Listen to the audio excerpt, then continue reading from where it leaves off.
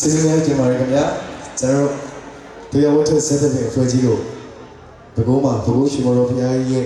မြတ်တာရေးအောင်မှာစတင်ပြီးတော့ကပ်ပြဖြေပြီးတဲ့တရားဝတ္ထုတွေရဲ့ဖြေပြီးဘူးရဲ့ပွဲစဉ်တွေမှာရင်ခွဲရဆုံးပွဲစဉ်ကိုပြောလို့ရပါတယ်ဘာလို့ဆိုတော့ပုံမှန်အဖြစ်ဆိုလို့ရှိရင်ကျွန်တော်ခဏအင်တာဗျူးမှာဖြေခဲ့တယ်လို့ပဲပွဲကောင်းကိုကျွန်တော်အမြဲတမ်းတက်ကြွနေလို့ရှိပါတယ်ဒီဘကုန်းပွဲကိုကားရမှာတော့ကျွန်တော်နည်းနည်းလေးစိတ်လို့ရှင်းပြပါတယ်။အဲဆိုပုံမှန်ကနေကြ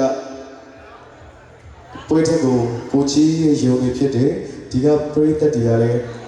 ဇက်ကြီးစက်ကောင်းတွေကိုအမြဲကြီးခဲ့တဲ့ပရိသတ်တွေဆိုတော့သူရောဝတ္ထုတို့ဖြောပြတဲ့အချိန်မှာလိုအပ်ချက်လေးရှိတော့မှအမားပါတော့မှဒီကပရိသတ်တွေပြောတဲ့ကိုညွှန်ပြတော့မှကိုရမ်းပဲစိုးရိမ်နေကြတာပေါ့။အဲ့တော့စပြီးဖြောပြတဲ့အချိန်မှာလည်းအခုလိုလိုက်လေးအားပေးရနေရတဲ့အတွက်အရင်ပဲဝမ်းသာပါတယ်ခင်ဗျာ။ဒီအားလုံးမင်္ဂလာပါ။အတန်နဲ့တူသေးတယ်မင်္ဂလာပါ။ကျေးဇူးလိုက်ကြပါရစေ။ကြောက်ရွံ့ရှိသောအပေးကြတဲ့ချစ်တော်မိသားစုအပေးတဲ့တယောက်ချင်းစီတိုင်းစိတ်ချမ်းသာခြင်းကိုယ်ချမ်းသာခြင်းနဲ့ပြည့်စုံပြီးတော့စီဝါဥစ္စာလက်လာပါရင်ဒီရလာတိုးဝနိုင်ပါစေလို့ကျွန်တော်သူရဝတ်တဲ့တူသူရဝတ်ဇက်တဲ့ညီကောင်မောင်တို့အားလုံးကစုံမုံကောင်းနဲ့တောင်းလိုက်ရပါတယ်ခင်ဗျာ